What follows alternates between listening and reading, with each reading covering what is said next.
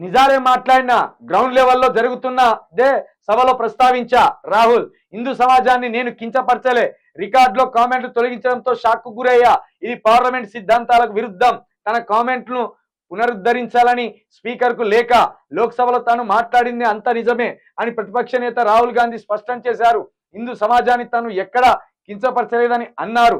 నిజం మాట్లాడినా అవినీతిపై ప్రశ్నించిన కొందరికి నచ్చదని విమర్శించారు. మంగళవారం ఉదయం పార్లమెంట్ సెషన్ కు వెళ్తూ ఆయన మీడియాతో మాట్లాడారు. అలాగే తన స్పీచ్ లోని కామెంట్లను రికార్డుల నుంచి తొలగించినట్లు స్పీకర్ ప్రకటించగా స్పీకర్ కు రాహుల్ లేఖ రాశారు. ఎంత భయపడితే మోడీ కావచ్చు, బీజేపీ కావచ్చు, బీజేపీ సభ్యులు కావచ్చు, ఎంత భయపడితే ఇదే అయినా మాట్లాడిన స్పీచ్ని రికార్డులోకి వెళ్ళి తొలగిస్తారు.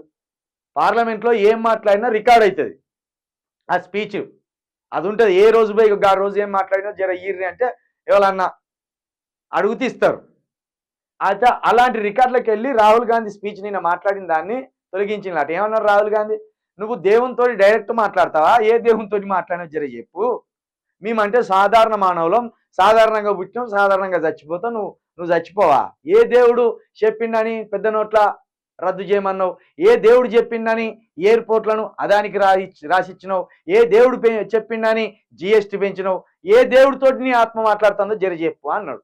అది తప్పేమున్నది? నిజమే కదా. ఈయన ఏమన్నాడు? నేను దేవదూతను, దేవుడు పంపిండు అన్నాడు. మరి దేవదూత అయితే నీకు ముసలితనం ఎందుకు వచ్చింది?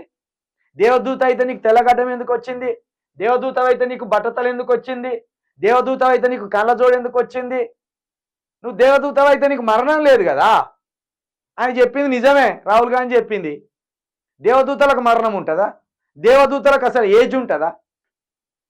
దేవదూతలకు వృద్ధాప్యం ఉంటుందా? అసలు దేవదూతలు తింటారా? ఆకలి అవుతుందా? మనలాగా బాత్రూమ్ పోతారా? మనలాగా మూత్రం పోతారా? మనలాగా ఏ దినచర్య ఉండదు. వాళ్ళ దేవదూతలకు ఇదే దైవత్వం ప్రకారం, దైవ సిద్ధాంతం ప్రకారం ఒక యుగమాట. మనకు ఒక యుగం అవుతుందట, వాళ్ళకు ఒక రోజు ఒక యుగం.